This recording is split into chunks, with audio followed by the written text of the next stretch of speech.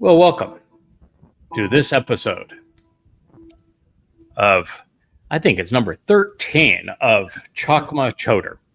It's my pleasure to be with you. I can see both of the fellows. Hello there, Captain Kirk and Kevin. Hi. How are you fine, fellows, this evening? Doing well, Yes, doing well. Good. Very good. It is delightful to be with you. We were able to get a couple of productions in a new outdoor studio. I don't know if you were able to check that out, but I did.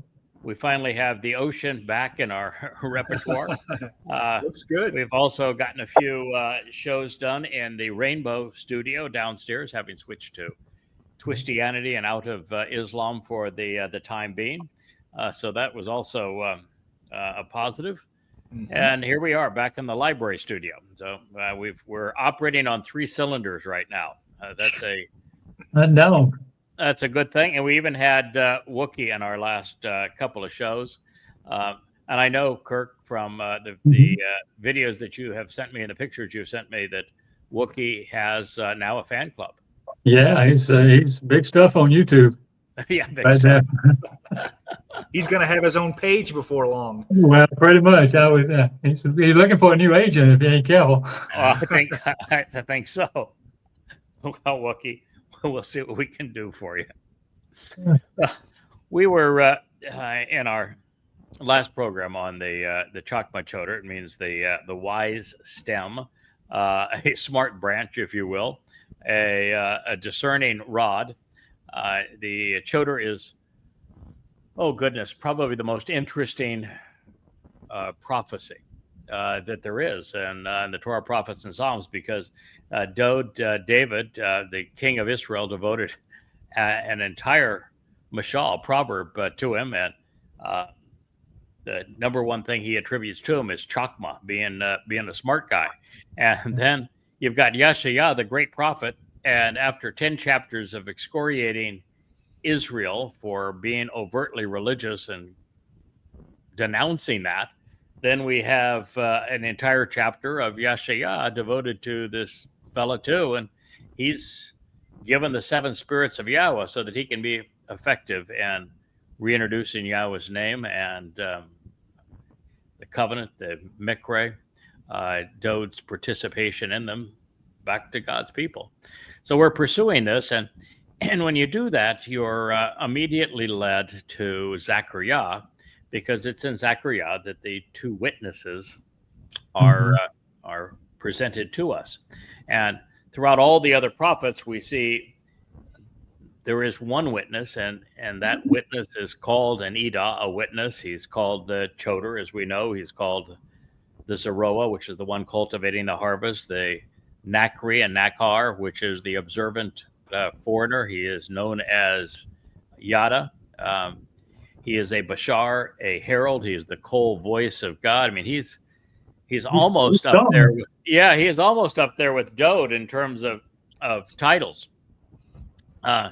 So there's a lot said about this guy. And when we move into Zechariah, the second to the last prophet, we're told that there are 2 olive trees that are the final witnesses. Neither one are trees. It's just like I serve as the Adamah Parah, which is the red heifer. I am not a girly cow. Dod served, he fulfilled Pesach as the Passover lamb, but there was no ba'ayin in the process. These are metaphors that God uses to convey important aspects of what he's trying to accomplish. So we do have, I have a lovely wife has given me a cup of hot Joe. We're having coffee now imported to our little island from all over the place, and a lot of it even comes from the Kona coast of Hawaii. So, so we're kind of primitive out here, but we're not completely isolated from the niceties of life. So, good evening, fellows. Wookiee says, I see you through the glass table down there, and I should be up on that table. So as we continue to have an appreciation for the timing of these two witnesses and how God's going to use them and what they mean to the children of Israel, we've turned to Zechariah. And I think the one overriding things, guys, that I would say that is the challenge of all of this, and the reason there's so much to do about it, is that the audience it's a tough audience. When you're dealing with people that told God to show up, shut up and go away, that's a tough audience. When God can't play to the audience, and I'm just now translating in Numbers 11, Moshe's meltdown, and Moshe says, "Listen, I can't do this job. If this is how we're going to work together, you might as well just kill me, because this is impossible. I would rather die than have to witness my failure as a shepherd for these people." And he gets really cranky in the beginning of it, and almost curses God for. He says, "Why did you put me in this horrible situation?" And this was early. They had barely left Choreb, and Moshe is having a meltdown for one reason. It's a tough damn audience. I mean, Moshe is a heck of a guy. He's a stand-up guy. He was out enjoying himself. He's finally free of all of the problems of Mitzrayim. He doesn't have children of Israel nagging at him. He's got a beautiful family, and he's out tending sheep. And God says, "Yeah, I want you to come and with me to free my children." He's saying, "Are you kidding?" Not them. Anything but them. No. And then he God talks him into it, and he gets, and he's part of it, and he hadn't been with him for any protracted period of time. As I said, they better while they were in Choreb, he broke the first set of tablets. He was so upset with them for making the golden calf, and they barely get out of Dodge, and they're complaining about the manna, and they don't like the food. Good God. Yeah, I guess Leah says, "You ever been to a Jewish wedding?" No, everybody complains about the food. Yeah, I guess it's part of the Jewish DNA to complain about the food. And so they were complaining about what's actually called man, not manna, but be that as it may, they were belly aching about the good old times, the good old days when they were slaves and Mitzrayim. And Moshe just says, "Listen, this is enough. If they're going to complain about the food, after we've saved them from genocide, apartheid, and slavery, and they want to complain about the food, I'm out of here." So I'm sharing that with you because it's a tough damn audience. I mean, even Moshe's brother and his sister turned on him. Yeah. And came and said, "We don't like your wife, and because we don't like your wife, we too speak for God." Yeah. And that's a tough crowd. And God was so disgusted by them. And he told Miriam, who was the one who said, "Yeah, we too speak for God. Even if your father spit in your face, I'd still strike you with leprosy." I mean, they were really nasty. So it's important that we recognize that God knows how difficult this job is. And therefore, he made a big deal about the person who would do it and shared so much information about him. There's only one reason that the Choter has so many titles. It's because you need all of them to get Israel's attention. They are not very good listeners. So here we are. We're going to rejoin in what is Zechariah. Zechariah can be translated one of two ways. It either means to remember Yahweh, or because Zachar is a man, it would be memorable man or memorable men of Yahweh. Yeah. And I think either one is interesting in this particular case, since it begins by talking about those two witnesses who are represented by the two olive trees on either side of the menorah. I don't know if that menorah spun like, our team right over here. Our Well, team technology. gets that menorah to spin and gets the covenant's rainbow of colors lights above it too. So I bet his has some pretty good tricks in it too. I think it's going to be pretty damn phenomenal. I think though that we have a better team assembled than did Moshe. Same Yahowah, and he's doing his thing, and we would be nothing without him. But I don't think Moshe had much of a team. That's so. I think we are in a different situation here. We've got a much better team, than poor Moshe had. In fact, that was God's when Moshe just had his meltdown. God never complained about the meltdown. He understood. Mhm. Listen, he could empathize with Moshe, and so he just said, "Okay, I'll do it. There's 70 elders here. I'll share the spirit that I've given you with the 70 elders. You'll see how that works out." You think? Yeah. You think more help is going to be better? Good help is hard to find. Yeah, well, and in that crowd, it didn't exist. Yeah. All right. So this reads, then the spiritual messenger who had come forth to productively bring out and serve, the one talking with me, said, you should choose to lift up your eyes and elevate your perspective. Now, this was after he had shown him the banner that was scrolling.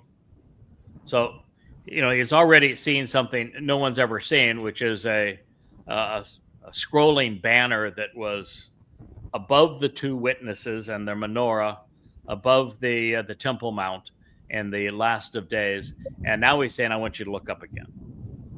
You should raise your eyes, raise your perspective, and be perceptive as a witness to perceive who is the one being brought forth.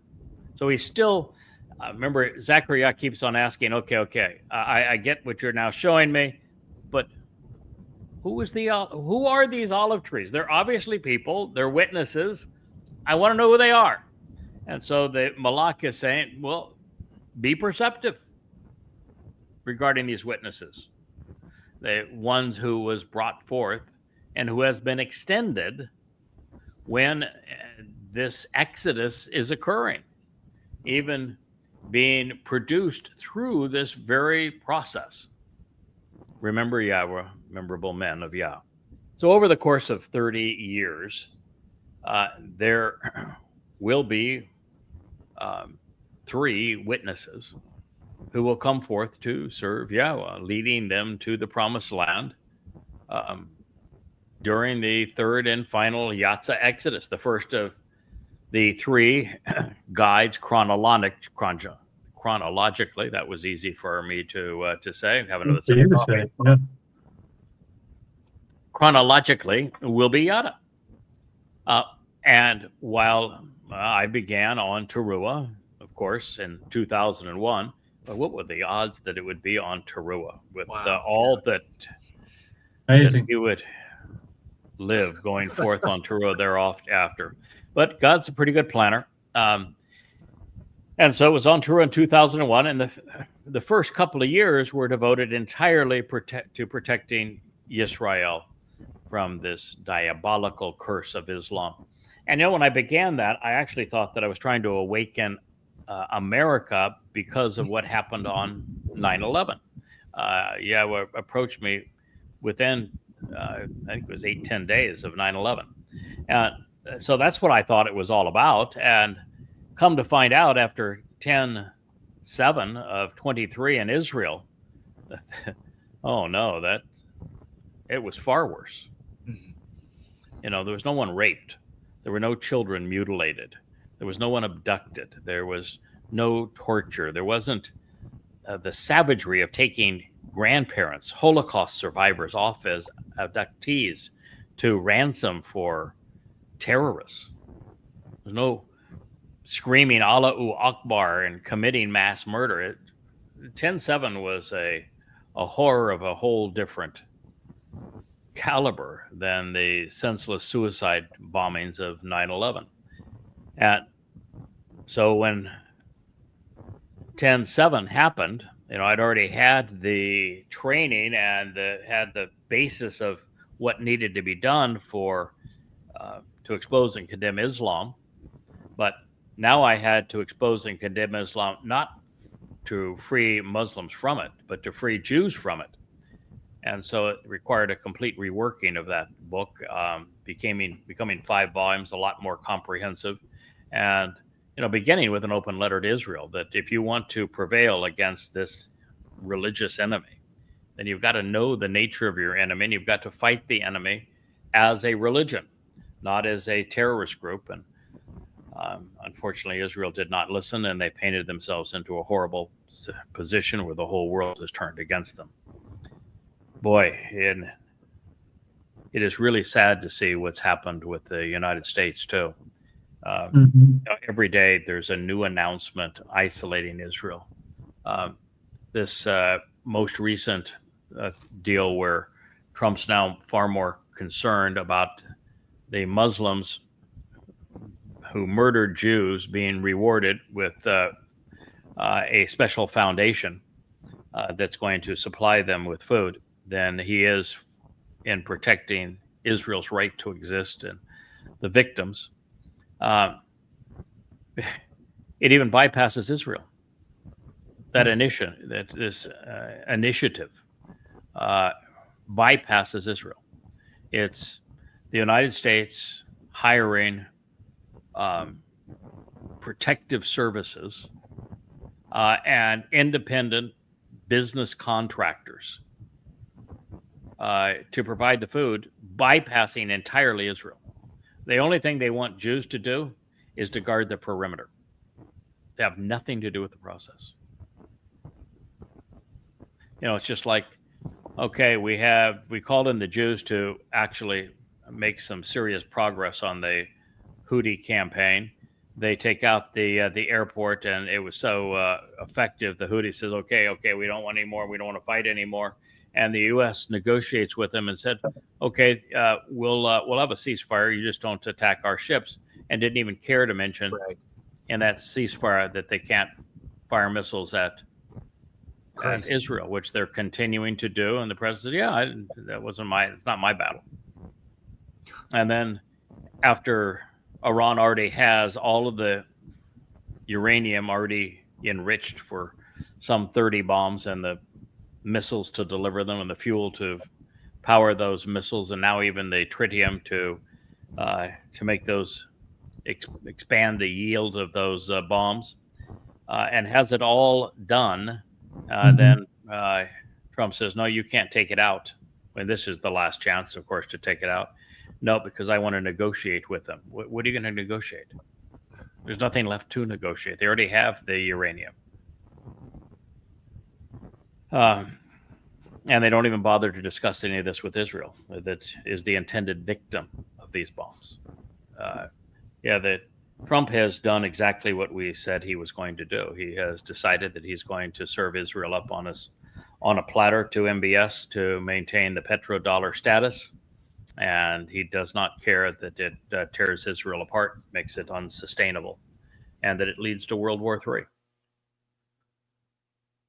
But that's where we are.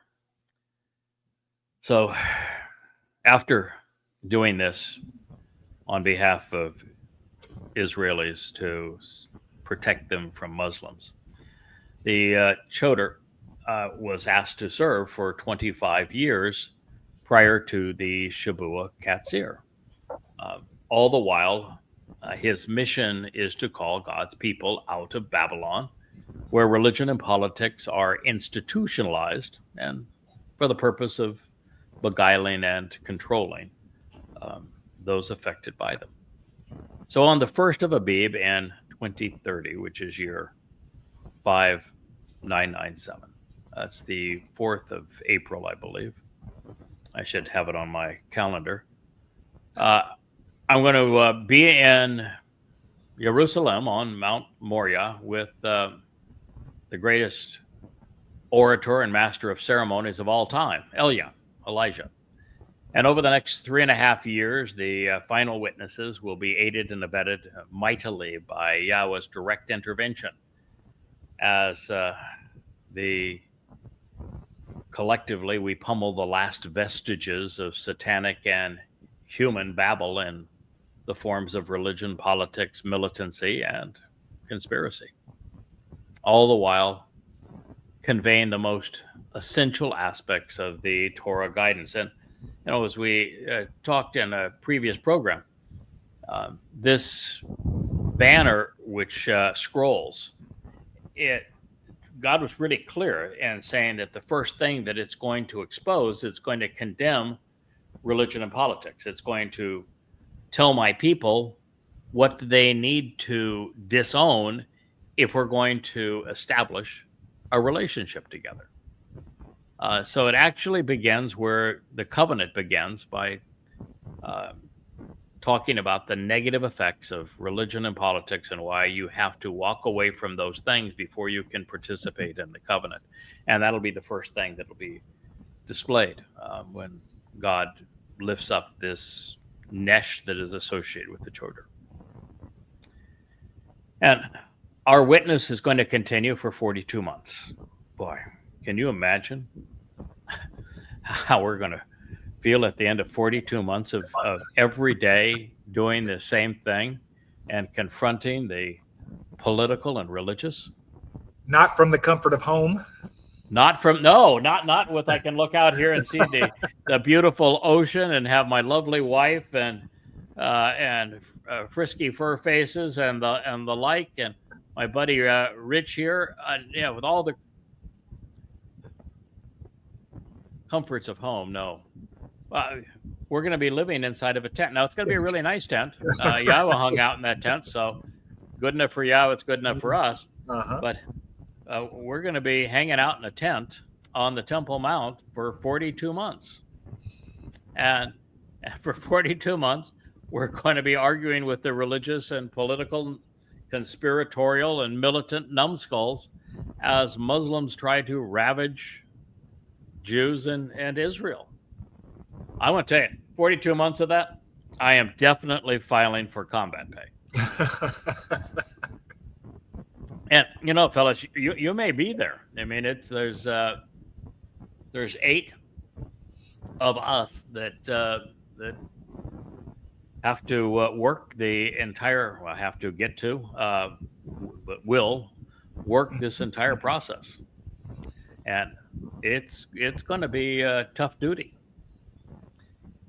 And we will do so through Towrah in 2033, a Saturday, of course, September 24th, 2033, at which time Eliah will orchestrate Yada's sacrifices, the Adam of Parah. And with the final remnant purged of the both religious and political guilt, representing the adulterous woman, Israel, in her present state, will be prepared for her betrothal to her king. Dode, Israel's going to be royalty again, with reconciliation occurring 10 days later on Yom Kippur. And with the firstborn son's arrival, the ultimate witness of God's love, Dode, will have arrived. And he is the third witness, and he is a full prophet, and he's the Messiah, and he's the king, and he's the Son of God. I mean, these are pretty good credentials, all in all. He's even called Elion, which is another term for God in God's presence. But even he doesn't work alone, and he has a witness and a herald. So the prelude to Dode's return is going to be as spectacular as Dode's return, with the ingathering, the evening of Towrah, the solar eclipse, and the sacrifice of the red heifer, Yahweh illuminating the city with the roaring flames, and the spectacle of the water emerging from the Temple Mount, and the sounds of Eliah serving as the master of ceremony, orchestrating this whole thing. And we're going to be doing it facing the Mount of Olives, where there's already a natural stadium for seating. We're going to see God's booming voice will have this banner scrolling overhead. It's going to be quite a show. And then at the same time, Yahowah, just in the background, is obliterating the Muslims and progressives and the like who have come to perpetrate genocide on Jews, incinerating them. And he's also transforming simultaneously the earth to the conditions found in Gan Eden, the Garden of Eden, which means that when Yahowah and Dode return, they're not coming back to a ruined planet. They're coming back to a planet that has already been restored. Yeah. And at the same time, we're going to find we have these 4 chariots that are going around the world doing their business, so that we have the right crowd in Jerusalem and the right support team going forward. So it's going to be an amazing 15 days, I'll tell you that for sure. So since everything Zechariah was being shown pertains to the witnesses and the events that will transpire after their arrivals, the Ephaf, the basket of questionable associations, now comes into play. And I have to give you a little bit of background. So up to this point, everything we've heard has been Zechariah talking about Yada being the more prominent of those witnesses up to this point. And we don't find out until the next prophet, Malachi, that Eliah is the other one. Although it's pretty well implied, because Yada sacrifices himself as the Adamah Parah, and there is an extraordinary man that's the master of ceremonies of that event, and there's one person that was fits the bill because he was spectacular in that role 888 years earlier, and he's the guy that Yahowah has prematurely taken so that he can come back and perform this same role. So it was pretty obvious it'd be Eliah. But up to this point, all we have had is Zechariah, actually the spiritual messenger, speaking to Zechariah, affirming that the Choter, this stem off this branch of this olive tree, the sucker that gives the tree new life, is the one of those 2 witnesses with the menorah. From this point, I had really no reason to go forward, because our job is to tell people who we are, what God is trying to accomplish with us, and why they should listen, so they come back to Yahowah and capitalize on what he's offering over these next 8.5 years. But we have a woman that is psychotic, that has led many former covenant members away into a mother goddess cult. And she decided that it would just be fun for her to accuse my wife of being the evil woman in Zechariah 5, and to say that my wife is going to hell because she is the evil woman, and that it's all explained in Zechariah 5. So she then had a covenant member, really a very nice lady, carry that message that she wrote it, and then she asked this person to convey it under her name, not the psychotic woman's name, because she's kind of a weasel in that regard. And in it, accused my wife of all of these things and wrote really nasty things about her, and said the justification is in Zechariah 5. And Yahowah's already told me that the way to deal with this fracture in the family was to cite Numbers 12 about the meltdown with Miriam, who also claimed to speak for God, and God saying no, you don't, and made it really emphatic. And so now we have another evil woman presentation, but now that's being accused of my wife. Now, we got a pretty good clue that my wife couldn't be that individual, because Dode begins the 14th mashal on the Choter, not with the Choter, but with his wife. And Dode really likes my wife. I might have to be jealous, because he calls her real. He knows how to play to my wife. He says she is really, really smart. So no, I think Dode has had his fill of coveting another man's wife. I don't think Dode's ever going to go and do that again. Pretty comfortable in that regard. So it can't be my wife Leah, because of what the 14th mashal actually says about the Choter's wife. So here we go into Zechariah 5 to see what is really being discussed, and who it is that is this evil woman. Now, I think I've hinted at this, and I want to make it very clear that, well, I think there are layers in almost everything God says, and there are things that are applicable here to this psychotic woman that lured many away from an eternity with God in the covenant, and will draw some of them into Sheol, and others that will just lose their souls, which is a shame, because it shouldn't have been that way. And so while there are overtures that speak of what she has done, for the most part, I think this evil woman is the whore of Babylon. And the whore of Babylon is the one who has created the religions of Judaism, Christianity, and Islam.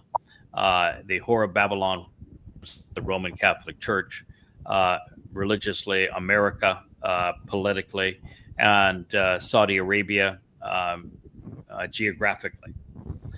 So Saudi Arabia and Iran and Iraq, geographically. So I think that is really the primary culprit here, but I think there is an undercurrent of the other rebellion. And for those who are new to this program, and we're growing very nicely on Facebook, so there's a lot of new listeners to the program. And if you hear about a fractured family, and you say, well, why should we listen to you if your own family is fractured? The answer, of course, is that there are no families associated with Yahowah that aren't fractured. And so we begin with Yahowah, and if you think that Yehudim, that you are in a lovely, reciprocal, and loving relationship with Yahowah, and you are not fractured in that relationship, then you're just not playing with every oar in the water, I want to tell you. There's a reason that Yahowah told Hosea to marry a religious prostitute, Gomer. And that was, he wanted Hosea to have some empathy with what he was dealing with in this adulterous woman that he had to divorce, that is Israel. And he says, listen, I'm divorced you. I'm leaving you alone. I can't deal with you anymore. I'm going back to heaven. And, eventually, through my prophets, I've told you, I'm going to intervene again, but it's going to be through this Nakri, this Choter, this witness, because I'm out of here. I can't deal with you anymore. Thanks a lot, God. You can't deal with them. How are we to? But anyway, it's a fractured family. The whole episode with Aaron and Miriam challenging Moshe, they were brother and sister. Fractured family. You look at the first covenant family, and they decide they're going to have a kid through a slave woman, and Abraham says, "Well, Ishmael, he'll be part of the covenant. We can do this thing." And God says, "Are you kidding? Hell no! Get him out of here." And Abraham's all sad about the thing, and Sarah said he's got to go. And then God says, "Listen to your wife. He's got to go." And that's a fractured family. And then you look at the blessings and how Yishak wanted to bless his favorite, which was Esau, and not Jacob, and God intervened. And no, I hate Esau. Well, that's a fractured family. And then, Yaakov finally falls in lust with a woman, and he doesn't get the one he wants, and he pouts all over the place. And then the two women fight among each other when the two sisters finally are both married to him, and they vie with each other, and it's a fractured family, and their sons immediately sell one of their brothers into slavery. That's a fractured family. And rough family. Yeah, the epitome of family with Yahuwah is Dod. He is his firstborn son. And with Dod, his firstborn son raped his daughter. That's bad. That's a fractured family. And because Dod didn't deal with it appropriately, his third son killed his first son. And because Dod didn't deal with that appropriately, his third son, Absalom, overthrows the monarchy and leads a coup against his father. That's about as fractured as families get. So no matter where you look in this story, even to this day, the story is a fractured family. And so if you're going to be a witness on behalf of Yahuwah, you need to understand that. Yeah. Not that you guys have ever had any of that in your past. Anyway, so that's where we are. And so when we experienced a fractured family at what appeared to be the absolute worst time as we're making the transition from author and writing to the Yahuwah blog at Yahuwah's request, it was important for Yahuwah to very quickly assess the situation, provide us with prophetic testimony that we could use to understand our situation. And so the fact that there's overtures of that fracture in this prophecy just make it richer for us. So that's a fairly verbose introduction, but that's what we do here. Par for the course. Yeah. No word left behind. Yeah, we don't want to leave. We don't want to leave any word behind. No word will be left behind with us. You're laughing at me. I represent that statement. No. Okay. I'm a good talker too. Yeah, that's right. We were chosen for a reason. And by the way, was pretty verbose as well. So fair enough. We're in good company. Dod was quite verbose. When Moshe got in his groove, he was quite verbose. I can tell you, Yashayah, my favorite prophet, he was quite verbose. So we all love words. We cherish words. Words are so very important to communicating and to our relationship with God, to learning, to knowing, to understanding. So we make no excuse for it. We have fun with it. We cherish words. And so I said, who, what, why, and when is this? And he said, this basket of questionable associations. It's an ephah. It's either a measure of grain presented as an interrogatory, questioning what it represents and from whence it came. It's female, singular. That is being brought forth. Then he said, this is their outward appearance throughout the earth. Zechariah, remember Yahweh, memorable man of Yah, Zechariah 5:6. Well, that's a pretty interesting term. You don't see it very often. It can be a measure of grain, but it's primarily an interrogatory, which means we ought to question this. So this is a basket of questionable associations. And, you put stuff in baskets, right? Yes. And you can have a harvest of really valuable things in a basket, like the Shabbat and the Towrah harvest. And you can put words in a basket that are spoken by God, and that would be really valuable.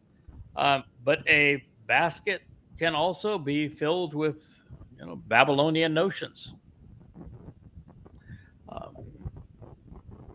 So, did you either of you do any thinking, noodling on what you think this word YAHOWah was chosen? I did. Oh, you can go first if you want to, Kevin. Well, what'd you do? What'd you find? Sure. Go ahead. Well, if you go to all the standard stuff, it's obviously FM is symbolizing an abundance of judgment or judgment.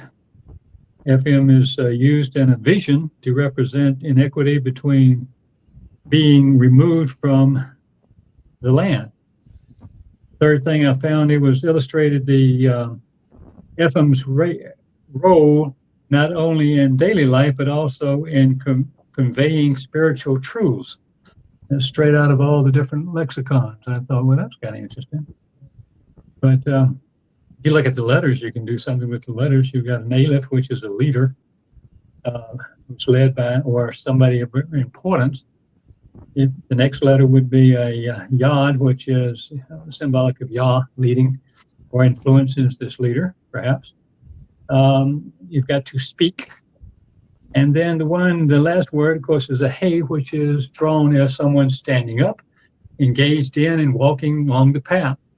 So you can draw the different conclusions from things like that. So the root word is af, which can either be flaring nostrils, as we know, anger, or it can be strength and breath and anger. Right? I'm sorry, breath or anger. So either one. So yeah. So it's I compile all these things like you do, and then I got to figure out the context and how it's used and which ones are appropriate and which are not. To take your approach to this, though, there are two letters in this, one letter in this word that's in Yahweh's name, the hey. Yes. Which is where you simply makes it feminine, but there's one hey in this.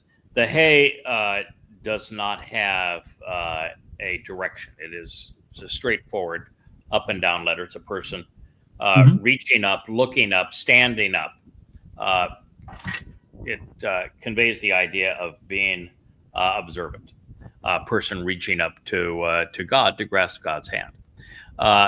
The pei is a mouth, and it's a symmetrical letter. It's just drawn in the shape of a mouth. Speaks of spoken words. The yod is a letter in Yahweh's name as well, and it's a forearm coming down, or an upper arm coming down, a forearm going out with an open hand, and it moves from right to left, the same direction that Hebrew reads. So that's a problem for the. So far, it's not a problem because the pei and the hey is already in Yahweh's name, but the pei is non-directional, so it's not looking away or towards the letter in Yahweh's name, the yod. But the aleph, which is the first letter, it is directional, and it is looking away from the yod. And because it's directional, looking away from the yod, and also looking away from the hey, the two letters in Yahweh's name, it means that the word has a negative connotation. So that's how I would interpret what is there, just based upon the letters. Anything you want to add, Kevin? I just found it interesting.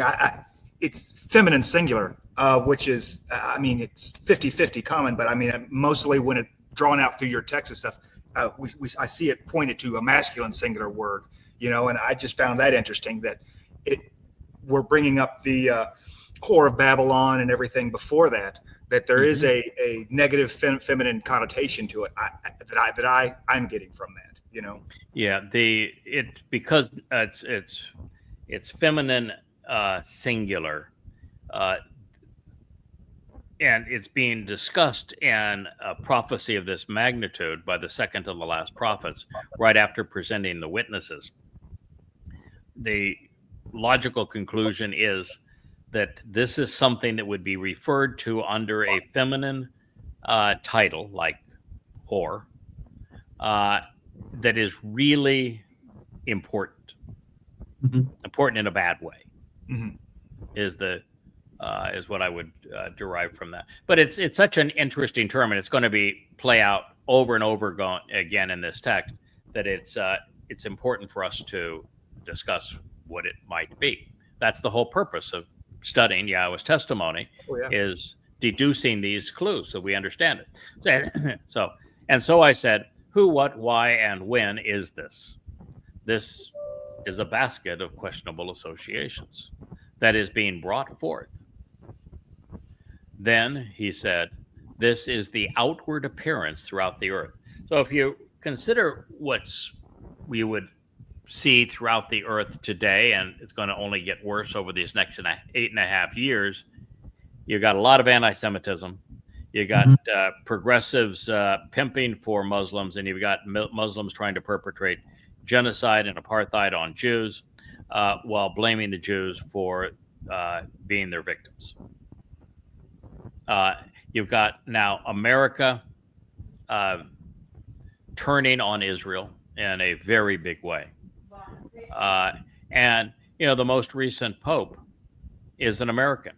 And when we read Yahowah's depiction of what happens at this time, he is very clear that Israel is thinned at the waist and becomes indefensible concurrent with the Shabbat harvest, which takes place on May 22nd of next year, of 2026, 12 months from now, and that is perpetrated by American influences. And now you have political Babylon in the United States, religious Babylon in the Roman Catholic Church, and now geographic Babylon and this combination of Saudi Arabia and Iran, Iraq, with the new accords that Trump is scheduled to announce, and Trump being owned and operated now by Saudi Arabia and the Kuwaitis, and playing right into the hands of the Iranians. You've got all three forms of Babylon working together, exactly as Yahowah foretold. Yeah, that's interesting. And so I think that is what he's speaking of in terms of this, the appearance that is throughout the earth. The appearance throughout the earth. Right now, the anti-Israeli, anti-Jewish, anti-Semitism rage is far more shrill than it has ever been. It's more broad-based than it's ever been. It's more vicious than it's ever been. Jews are literally being accused of doing what's being done to them. Apartheid and genocide. So while the mommy goddess cult of leprous hornets, to use Yahowah's terms and theirs, mimicking Miriam, is seeking to discredit our mission here by claiming that this basket contains Leah, my wife, that is senseless as everything else they posture and believe. The figurative female in the basket of questionable associations appears worldwide and is hugely influential. So this cannot be my wife, since I haven't so much as convinced her to make a guest appearance on the Yahowah blog. Good line. She blew the shofar, and that's about right away. That we have seen of Leah. So now I don't think that. I mean, I'd love for Leah to have a bigger influence. I think it's important. I think Dode would not have recognized her as being Chakmah if he didn't witness her having a bigger influence. So I think it is on her horizon that she needs to and will be doing this. But it's very clear that in 24 years of doing this with all manner of diligence and being an extrovert and being exceedingly bold and being willing to speak on 10,000 radio shows and write these books and offer them freely and do this YAHOWAH blog on all live stream, that with as little influence as I have made worldwide and speaking for YAHOWAH, I can tell you that my introverted wife doesn't qualify. And I would love, boy, if she would take over the reins and I could be the translator. Here you go, girl. I'll set you up. You tell them. But that's just not going to happen. One shoulder. Okay. So, yeah. Wookie won't even fill in. You know, no, he jumped off the table when he's had enough. Yeah. Hey, you know, but I did have 2 entire episodes out there that Wookie stayed through the whole thing. The reason that Wookie does that outside is that we are in Wookie World when we're there. That particular patio is right next to our pool. We'll turn the camera around to the right one of these days. And Wookie sits right in that spot to watch his world go by. And so that table now gets him up higher where he is, you know, King Wookie over Wookie World.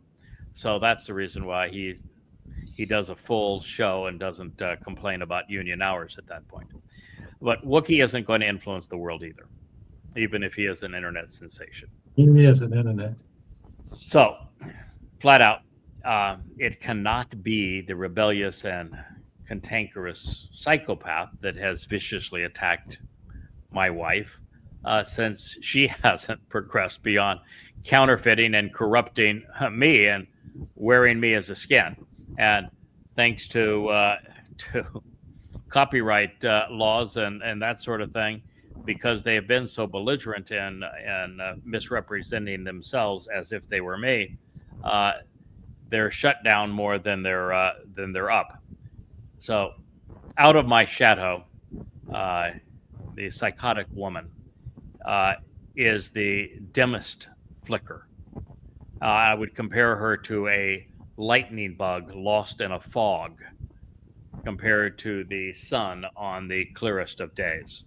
So, nah, this is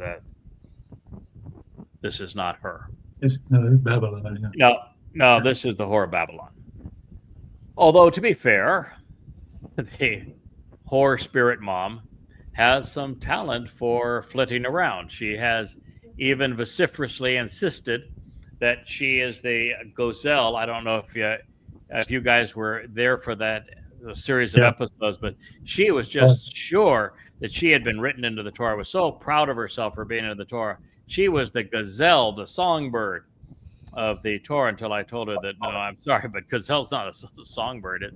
It's a thieving and vicious bird that is immature, ill-prepared to have a nest of its own. So it's passed over, it's separated, it's destroyed. And I said, so you don't want to be that? No. You don't want to be that gazelle? Well, it turns out she was that gazelle. So credit her for figuring that one out. Nicely done. Here's your sign. All right. Well, more to the point. YAHOWAH referred to Miriam as a vicious hornet whose ambitions he pulverized. So we may be getting a 2-for-1 in this prophecy from the Malach spiritual messenger, who this Malach spiritual messenger, he's definitely got a thing for this job that we're doing. That's why he keeps on telling Zechariah, I mean, surely you can figure this out. How come you haven't recognized Yada yet? So the spiritual messenger is definitely on our side. And behold, that means pay attention, there was someone with a talent for flittering around, like either a bird or a flying insect about to be pulverized. Kakar, Oref. There was a round cover from Karar, that which whirls around and dances about, and a Orf, a foul creature, a winged insect that flies around and then flits away, as well as an Afar, which is that which is about to be pulverized and cast out as dust, ash, and rubbish.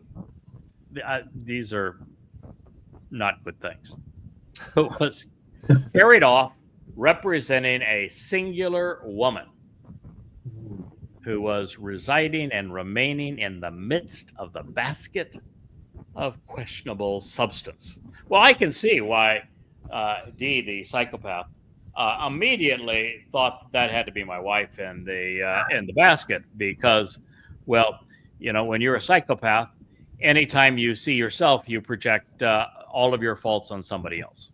So it's kind of a natural psychopath thing to do. This bird that was flittering about certainly seems to reflect this individual, and so anything that represents somebody that's psychotic and that is genuinely evil, they always project on their perceived foes because it muddies the water and it develops sympathy for them and the like. So that's why she went here, but not my wife. But I think we are getting a 2-for-1 here.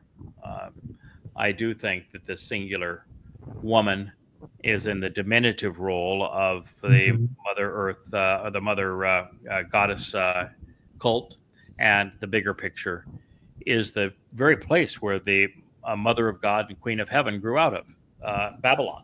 So the whore of Babylon is the author of the Mother Goddess cult. That is what Asherah, which is Easter, that's Mary, the Mother of God, Queen of Heaven, the Madonna child. It's all really the same belief system. Yes. Now, if you're wondering whether both are possible, that the woman representing the wickedness of the world, describing the whore of Spirit Mom, which would be the whore of Babylon, in addition to this whore of Babel, maybe, but I think that Yahweh's got bigger fish to fry at this point.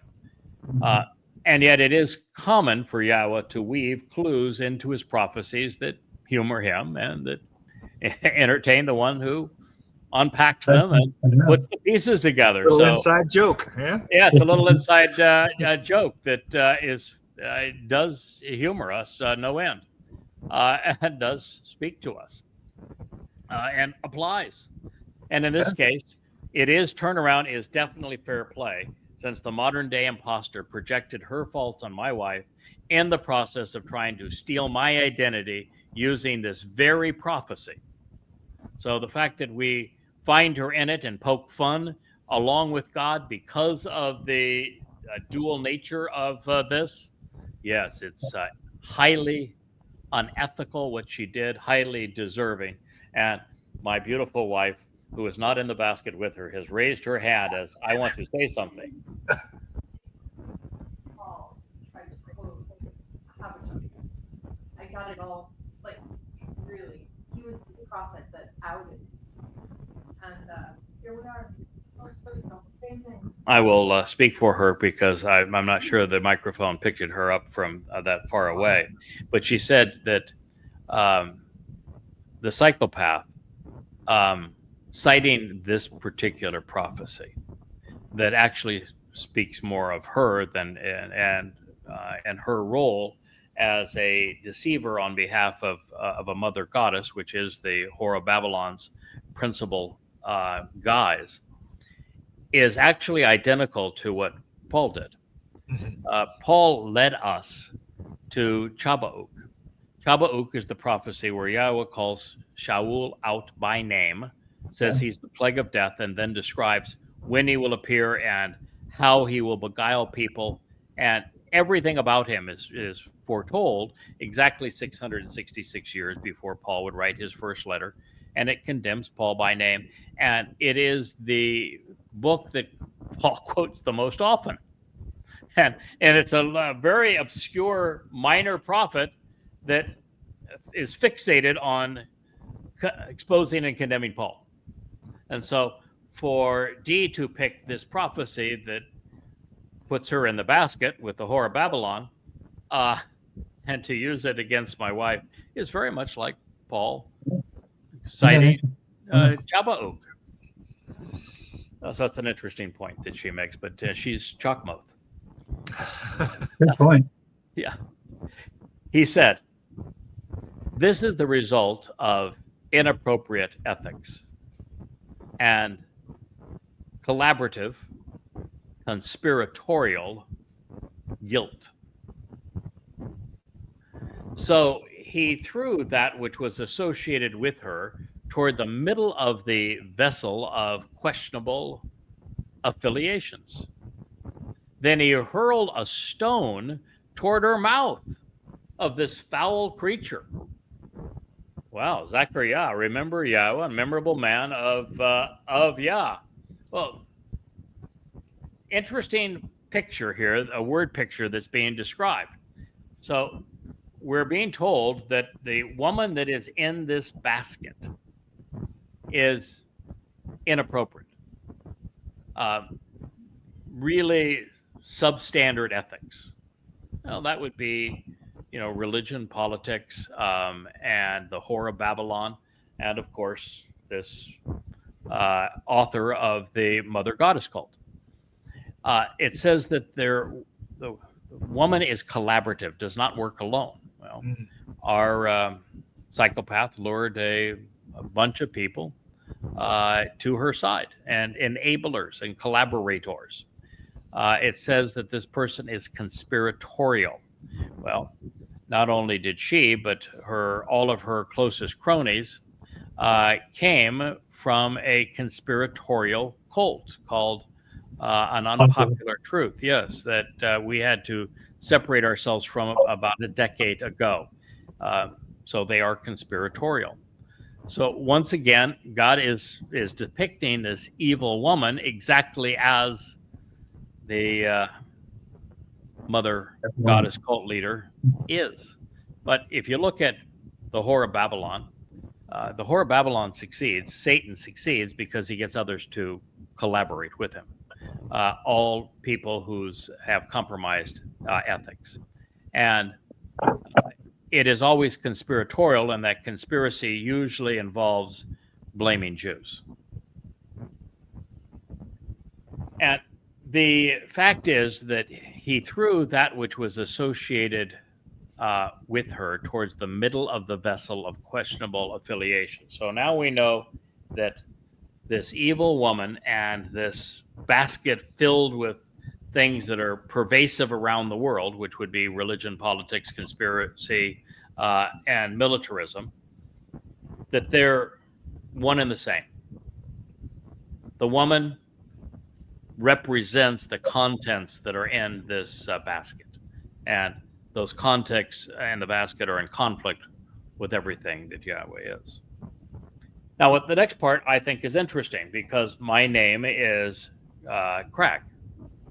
It is a Celtic word that speaks of a rocky crag.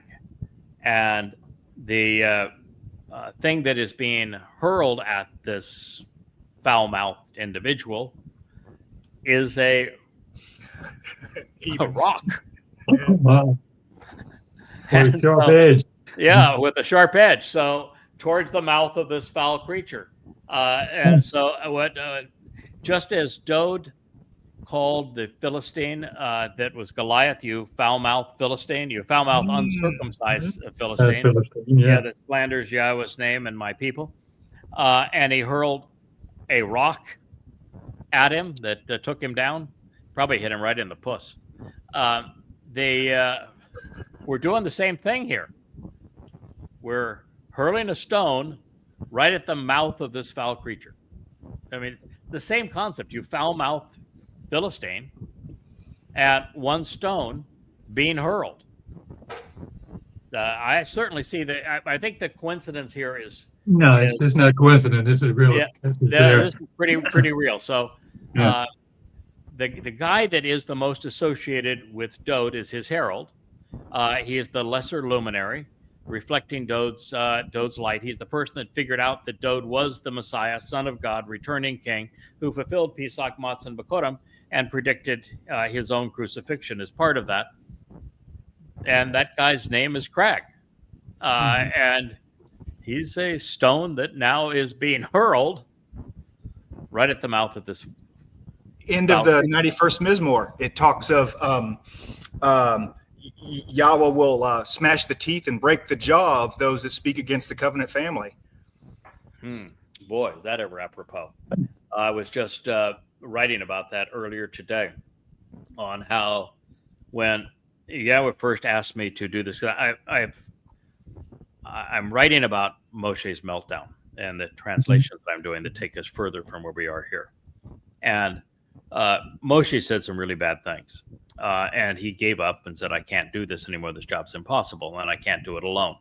And so I did the same thing there that I've encouraged everyone to do and that I do on all occasions, which is if you see a situation that's part of one of the narratives in the Torah and prophets, it's important to put yourself into it.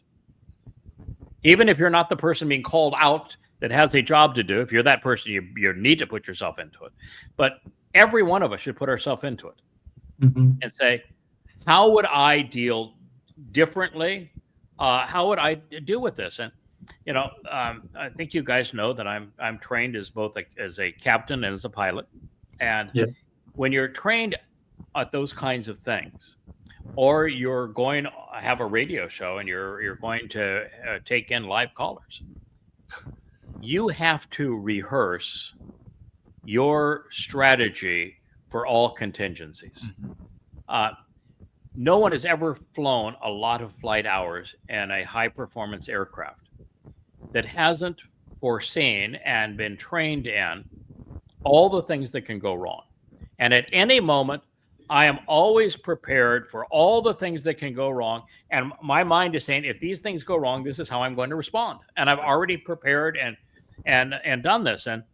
And so I was just talking about how we put ourselves in these narratives. And this is a meltdown of Moshe. And so I'm putting myself in this because I want to be prepared. If I have a difficult situation, I want to have a better response than he did. Fair, right? That's the whole concept of being smart, prepared. And so I recalled how we began this. And I was talking about, when you're with Yahweh, you never need to be alone. You never should be alone. And that when Yahweh asked me to do this, the first thing that I said to Yahweh, all right, if I'm going to do this, because he said, tell me what you want. If we can negotiate this. So I don't ever, under any circumstances, want to be left to do any of this alone. So if we're going to do this, we're working together every day, all the way, without exception. And Yahweh's answer was, reach into your pocket. And there was his answer. It was the 91st Psalm.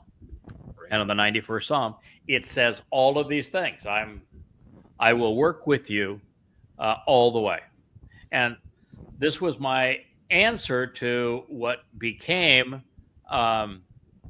Moshe's response, where he says, I can't do this job. It's too much for me. And I'm saying, but it's never too much. God's not going to put us in a situation where the result is important and have us overwhelmed. No. So it's never too much. God is always there to work with us. When I asked God to do that, he said, reach in your pocket. I've already covered this. And it was in the 91st Psalm. And then I had forgotten what you just brought up. And it's true. It's a perfect fit for this. You're going to smash the jaw. God's not saying you're going to pow with a fist. No. This is the stone here is symbolic, but it means that this stone that is symbolic at the mouth and crushing the jaw means that you're going to sequester the speech. Mm-hmm. You're going to have an answer that sequesters the speech, nullifies the speech of those who are religious, those who are political, those who are speaking against Yahweh and his people. I think that's a beautiful example of exactly What That's Yahowah? why Kevin's on the top floor. That is why he's on the top floor. That was a good one. Yeah. Yeah. Yeah. Yeah. Now, Billy. A lot of pressure too now, Kevin.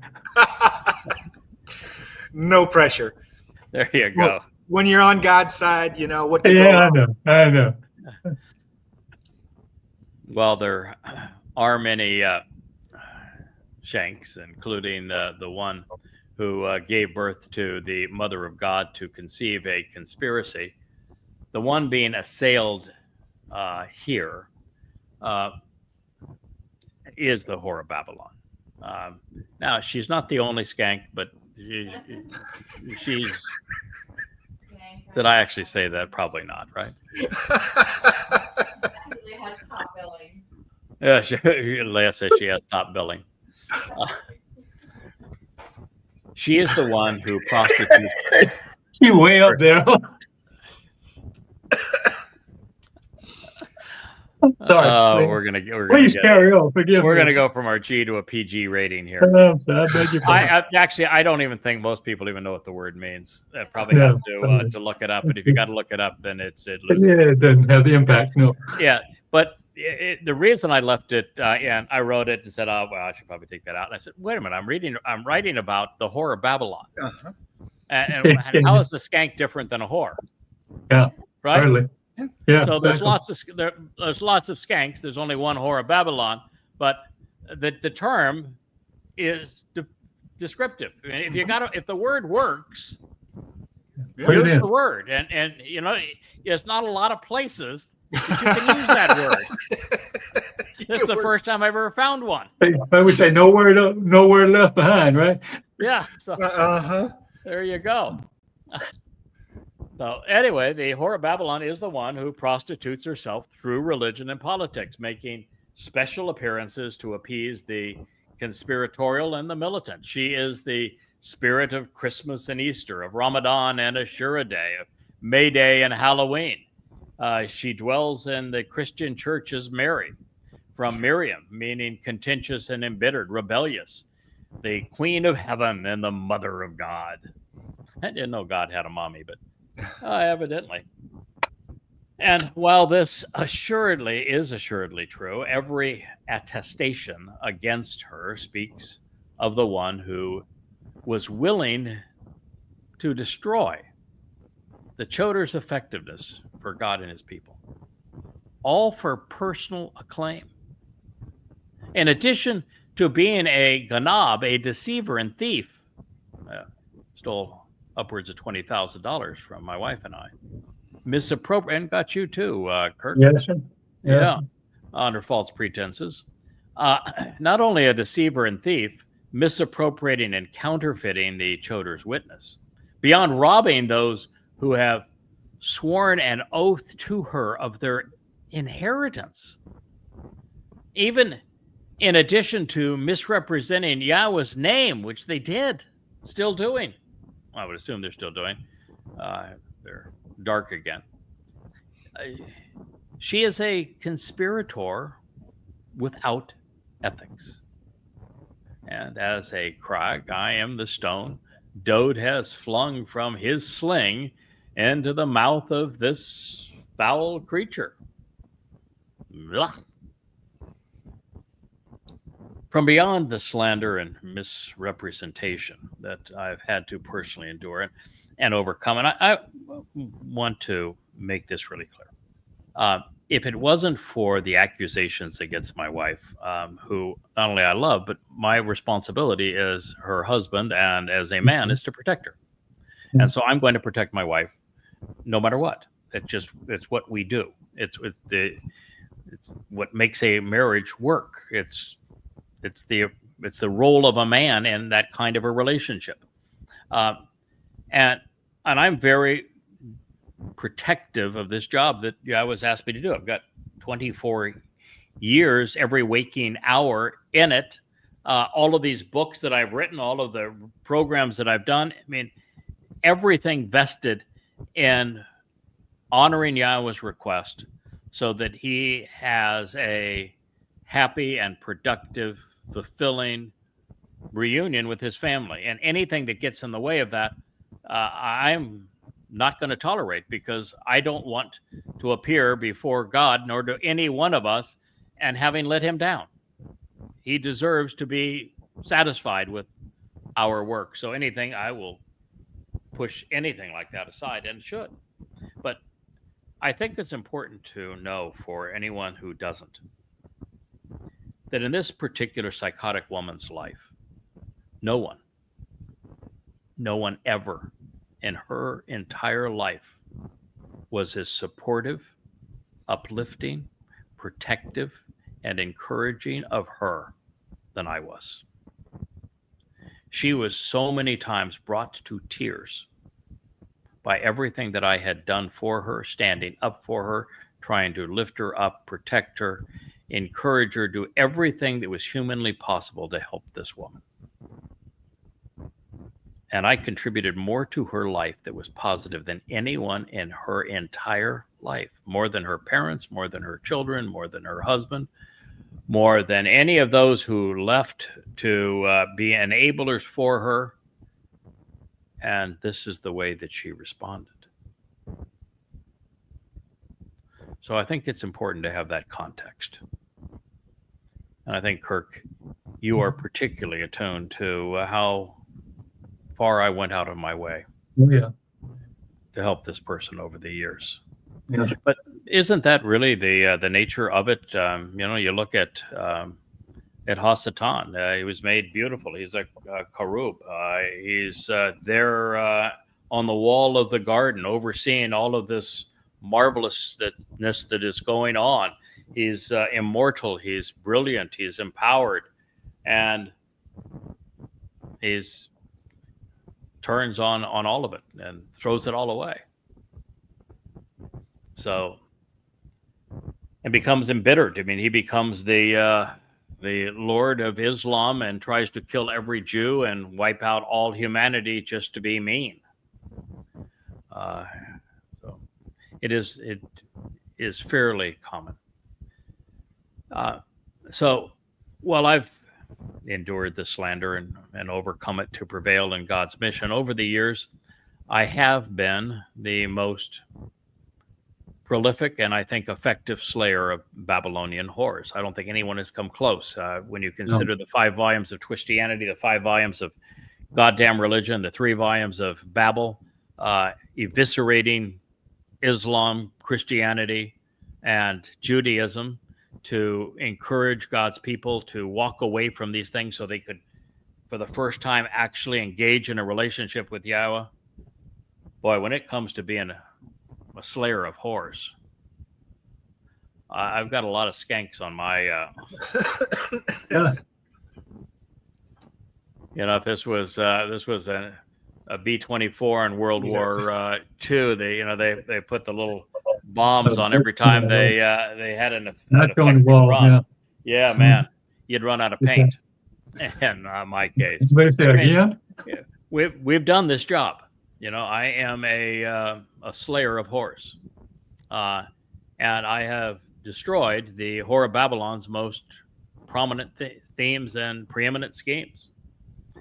In addition to Dode, I've hurled tens of thousands of stones to smash the narratives of the religious that have sought to abuse God's people. We do it now every day on X and on Facebook. So I think it's fair to say that more than anyone before me, I have bruised this whore. And it's only going to get worse. I mean, that's going to be a huge part of these next 8 years. Now, as the vision of Babylon's demise plays out before our eyes, we are left to ponder the identity of the 2 women who have been given the honor of disposing of her. I don't know if you know that, but in this prophecy, there's 2 women that are being given the special distinction of being able to dispose of the whore of Babylon and perhaps her BFF, the psychopath of Central Florida. The Best option, well, the first option we would think of would be perhaps Sarah, the mother of the covenant's first child. Second would be Leah, the mother of Yehudim and much of Israel. Of course, even my Leah, since she's had to endure the rage of the psychotic whore who has been so vicious towards her, using this prophecy to condemn her. She's got more skin in the game than either of the previous two. Yeah. And of course, there are also Ruth and Deborah, the two great prophetesses. Here's the testimony. I raised my eyes, and I saw that, behold, there were two women coming out with the Spirit in their wings. And they were now present there with wings like the wings of a godly stork or heron. Beautiful, majestic wings. And they lifted up and carried that which pertains to the basket of dubious contents between the earth and between the heavens for understanding. Before they carried it away, they lifted it up. They wanted everybody to get a good view of it. And they were totally confident. You can tell that these two women who now have wings and are carrying away the whore of Babylon and her BFF, that not only are they enormously capable, but they're totally confident. It's people who are nervous would say, I think I need to kill it first. Maybe somebody gets somebody to kill it first, and then we'll cover it up, and then we'll bury it. But somebody that's very confident and who knows that it's important to expose and condemn this evil is going to lift it up and show it to the world to garner understanding of why this is such a terrible thing before carrying it off.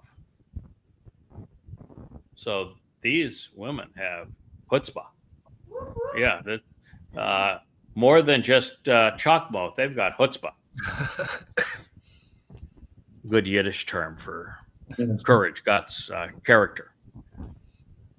So I just think it's a fascinating vision and it's what I also like is the fact that in the Yahowah's prophetic world is a pretty manly place. It's tough sledding. You're expected to be very protective, to battle, to fight, to overcome, to persevere, to be exceedingly rational and strong. And so it's a pretty manly man world. Yahowah is a manly man God. And so it is interesting that when we get to disposing, after I've been asked to fling rocks into her puss, it's two women that carry her away. And show off your work first. Yeah, I just think that's fascinating. So they do get the guy to take her out, but once I've disposed of her because she can't blabber anymore because of the stone flung right into her mouth.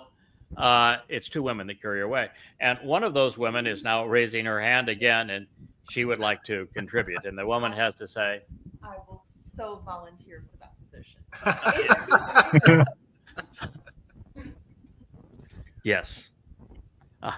Leah's laundry list of those that she has the first dibs on being overseeing the trials and subsequent recompense is becoming quite long. I'm having to write them down so that I don't I'm not remiss.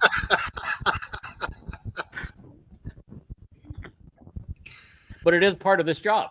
The Choter is in particular, Wookie, you're done for the show for today. Okay, there you go, buddy. One of the jobs of the Choter is as a rod of divine judgment, and there's many prophecies that speak of Dod and Yahowah doing what you would expect, which is they delegate this. They finally got the whole family together. It's a great party.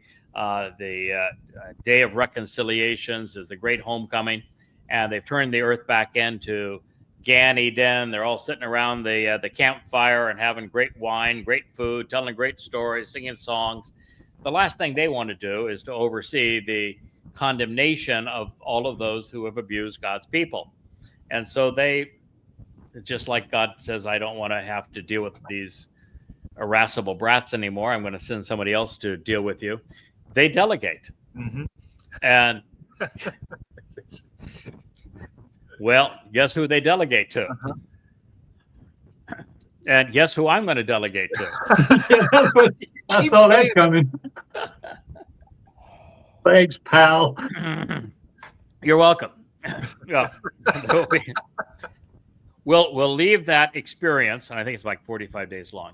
We're going to leave that experience knowing that we did the right thing for the right reason, and that all the people that were abused by these obnoxious, the Inquisitioners, the Nazis responsible for the Holocaust, the Muslims responsible for the Holocaust, all the Muslims that perpetrated 10/7 against Jews, all of them we know are going to get what they deserved, and their victims are going to recognize that they did get what was theirs deserved. So we're gonna leave that 45 days satisfied that we provided a worthwhile service. Closure. And, so it's not the best duty in the world, but somebody does have to do it, and I guess they figured that we would do a reasonable job and get it done, and it will serve a purpose.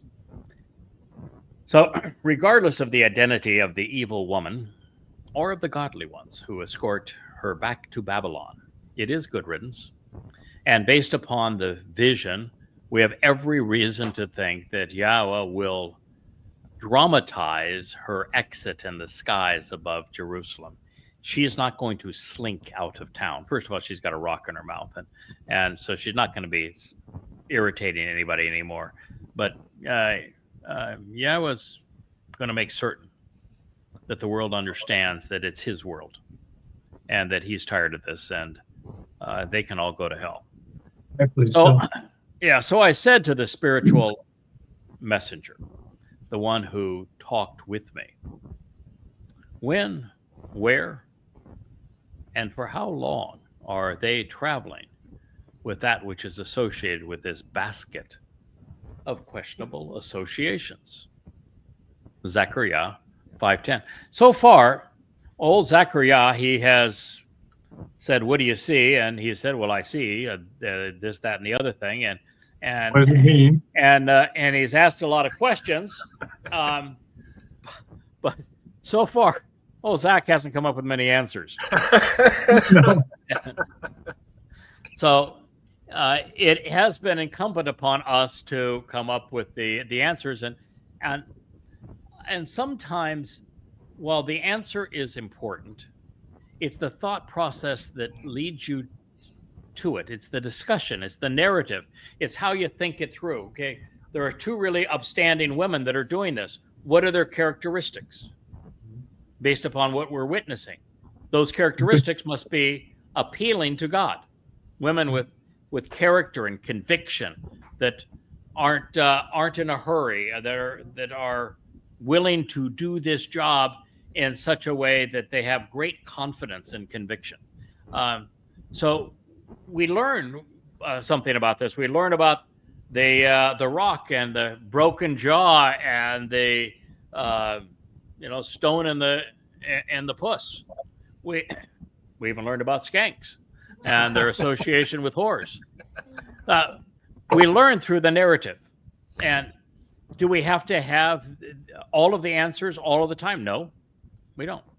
But we do know, we must know how to think it through so that we're prepared for what comes. And when we get the next clue, we can take it to its natural conclusion, and we're prepared to understand. This is really the whole process of what we do. And you'll want to encourage that, which is why we do this show kind of extemporaneously. We'll go in and out of the written material of the books, And we will always, of course, read and recite the translations because you want to be accurate on those. But then we'll have a discussion about these things. It's important to do. That's what God is encouraging all of us to do. This is, solving puzzles, resolving riddles, finding answers is what makes the whole human experience so interesting. So here he is saying, where are they going? How long? When are they going to get there? It's like the kids in the back seat of the car. Yeah. Are we there yet? Yeah. So by using Ephah to depict the vessel in which this foul woman is constrained, we realize that she is taking a measure of grain with her, of course, representing now lost souls. And this household of religious, political, and conspiratorial malcontents, well, they're being taken back to Babylon. And Babylon is a very, very long way away from Yisrael or Shamaim. The whore of Babel will be the mother of a family of babblers. But there's even a little bit more to this than that. And this is the first time I've contemplated this. Before we go to the next statement, I want to share a thought that's a possibility with you. We know that there are going to be three types of people that are going to enter the millennial Shabbat. This is following the Towrah sacrifice of the red heifer and Dod's return with Yahowah on Yom Kippurim and the transformation of the earth back to the conditions of Sukkot. And one group is the fun group. We're going to be in the fun group. I was the play yard. You always wanted to be picked in the good group. Well, we're going to be in the fun. Yeah, we're going to be with the good kids and the fun group. And that group is those that benefited from the harvest of Bokurim, Shabuah, and Towrah. We are immortal. We are spiritual beings. We can transition back and forth from matter to energy. We're the really cool kids, and we're going to be there. The second group is this mortal remnant of Yisrael. They have been cleansed for their betrothal as the adulterous woman to Dod as the returning king. But they're mortals, and they're going to have kids. And our job throughout eternity is to teach them, beginning with this first mortal remnant, because none of them are going to be any older than 10 days in terms of their spiritual development and their knowledge when Yahowah returns. So that'll be our job going forward. The Yahowah blog will live on. So we might as well get comfortable with it. And the third group is going to be the support team. This is something Yahowah really has to do, because at this end date, the belligerents, the conspiratorialists, the militants, the religious and the political are all being dispatched to Sheol. But it wouldn't be fair to send somebody to Sheol that wasn't a belligerent, that wasn't anti-Semitic, that wasn't overtly religious, overtly political, trying to do the best they can for their family. They just never took the time to come to know Yahowah or be part of his covenant, but they weren't opposed to God's people or Yahowah or his covenant. And so they will be the mortals that staff eternity. They will, their lives will continue, but they will be the workers of tomorrow. So you have those three groups of people. One of that groups of people has to still have what has always been available for mortals, and that's a choice. And the reason that Hasatan was allowed to enter the garden is to provide an alternative to Yahowah. And now with Yahowah living in our midst and Dode being there with us, and the Yahowah blog on your favorite channel without any thought police, beaming 24/7, you're going to still have to have something that enables the mortal remnants and their children to express free will. And so this whore of Babylon, unlike Hasatan himself, is being taken back to Babylon, but not being thrown into Sheol. I was going to ask that. Yeah. So this could well be, I'm pushing the whore, taking the whore away, showing the whore is terrible, put a damn stone in the whore's mouth, having two women carry the whore away so that you know that this whore is powerless. And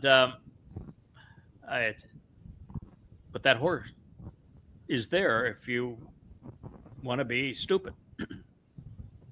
Just a thought. Well, that wouldn't affect the parents, right? But it would affect the children they have. Surely they've already made a decision. The mortal remnant of Israel who is there for Yahweh and Dode's return. Mm-hmm. We will. My sacrifice is the red heifer. Cleanses and protects them and prepares them to be betrothed to Dode and to enter Yahweh's presence. I don't think it removes, I don't think it's the same functionality as what Dode achieved during Matzah. In other words, I don't think my sacrifice measures up to Dode's. I think what Dode did is far greater than what God's going to do through me.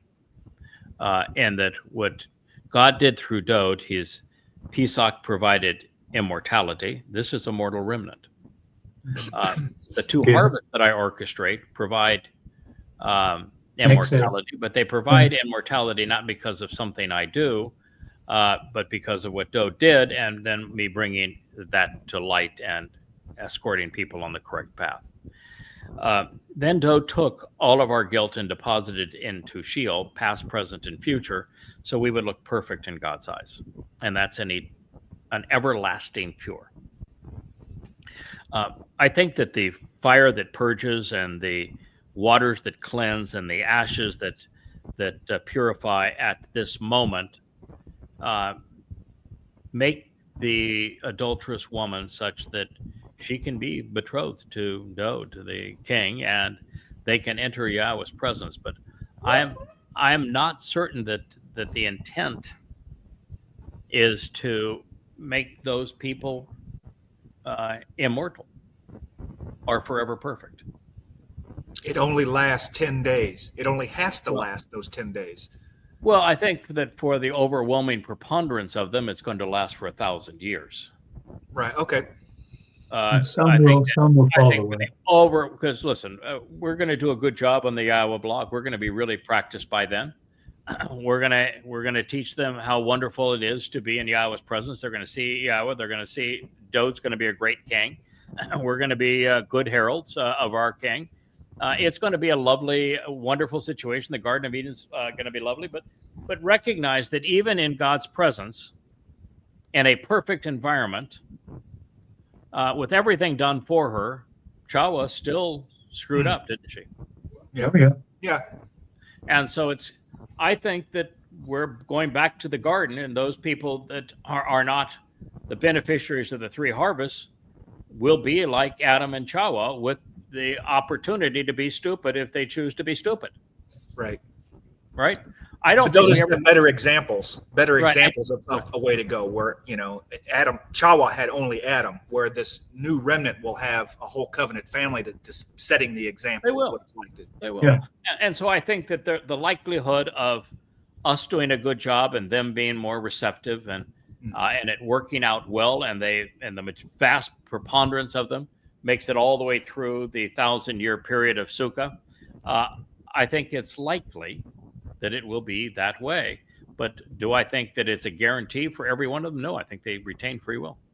Yeah. And I think that their children will retain free will. I think listen, we're going to be immortal and we retain free will.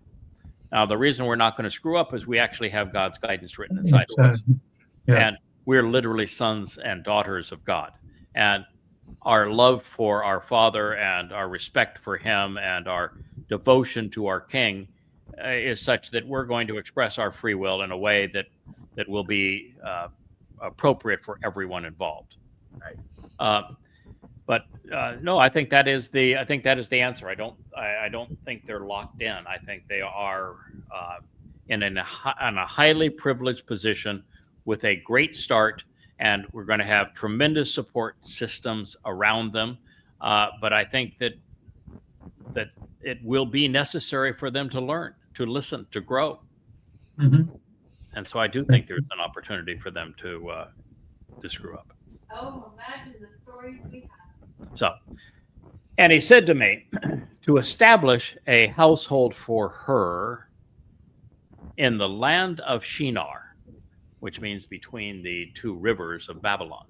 Shinar is an ancient name of foreign origin. It's got to be a name of foreign origin, right? It's going to be estranged from Yahweh. It's used for Chaldea, which was Babylonia. It's the very place that Abram and Sarah walked away from before God introduced himself to them. It is the birthplace of institutionalized religion and politics and the integration of those things. This is the alluvial plain. You don't get to use alluvial very often, too. So I know, I saw how you snuck that right in there. I did. I snuck that in, and I was going to share it with the audience just to show that I knew what alluvial meant. Yeah.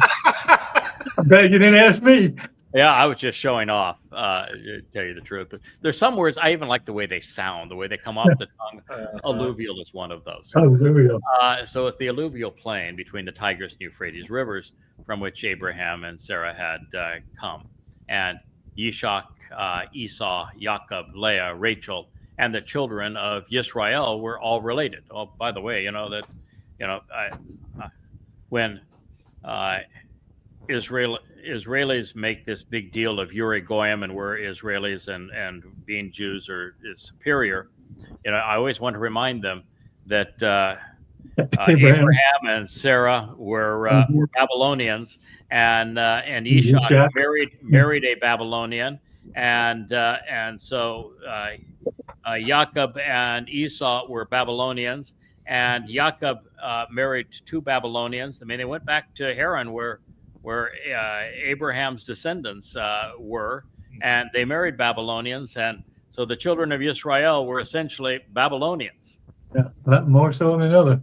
Yeah. So the fact that Yahweh is using a Nakri, a observant foreigner, a man from Edom who comes out of Edom, in the end is fitting because that's where it all began. Yeah.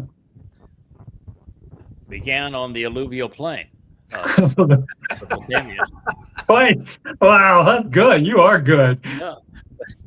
When it necessitates being fashioned and formed, then by necessity it will be set down and remain there spiritually with no option for any alternative upon its base. So it's being set down there. It's got no option to leave that place.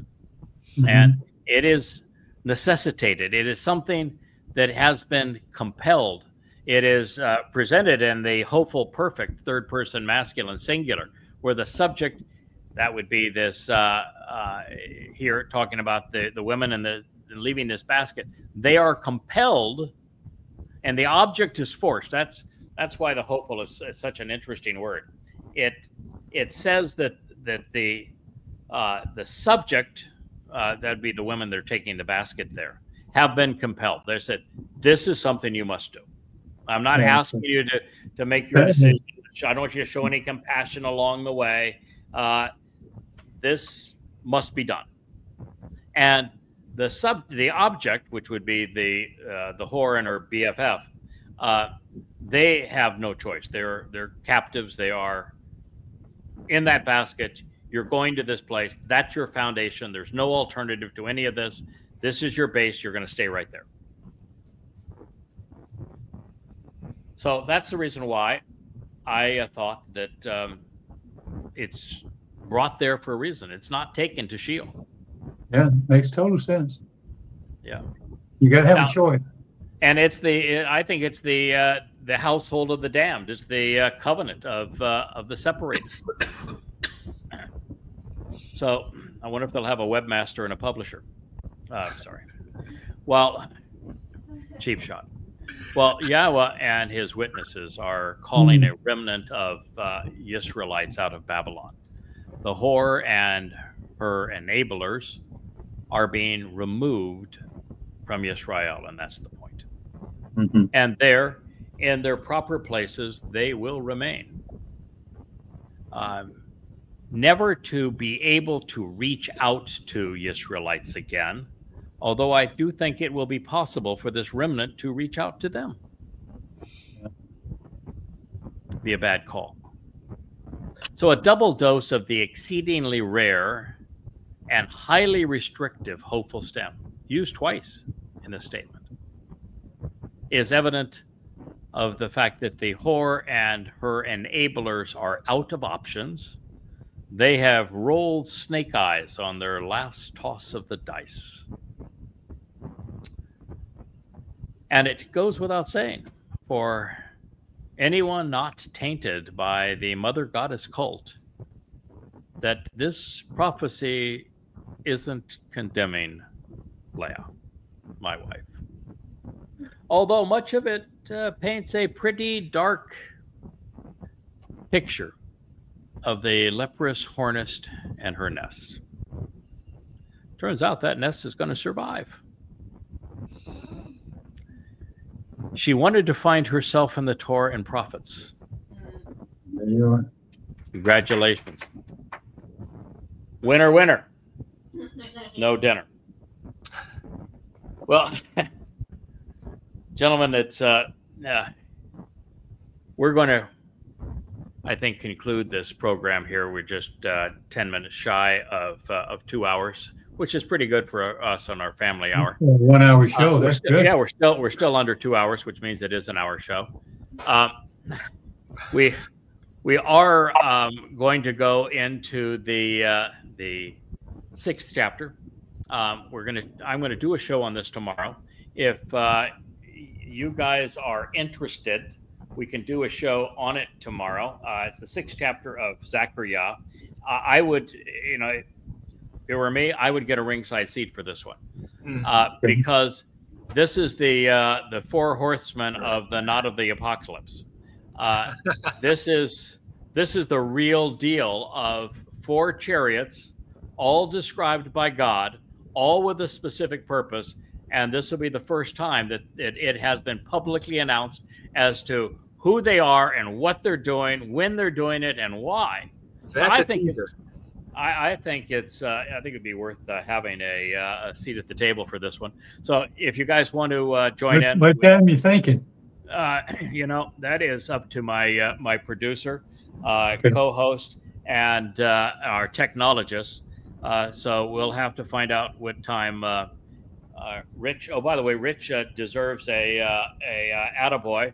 Rich signed a lease on a condo here in St. Croix. We went out to see it yesterday. He has this panoramic ocean view. I mean, you open the windows in the front of this condo that go all the way across the front. It's a very large condo, 3-bedroom condo, and it is nothing but ocean. It sits on this knoll, high on this knoll, looking directly down on the ocean, still very close to the ocean, and beautiful view of Buck Island and the coral reef that the waves break on before they reach the beach, and so he is a Virgin Islander now. We're not in Kansas anymore, huh, Rich?